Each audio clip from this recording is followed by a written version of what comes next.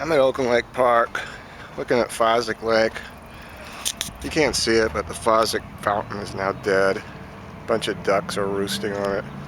Let's zoom in on that. I don't know if we can or not.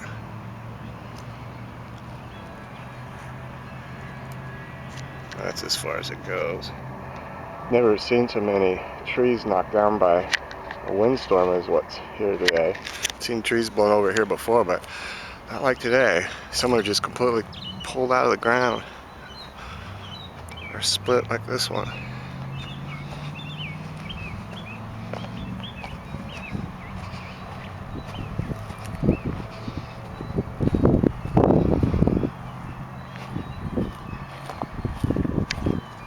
When I first got here, there was birds tweeting in this nest in the tree that got knocked over with the mama bird, and it sounded like a bunch of baby birds.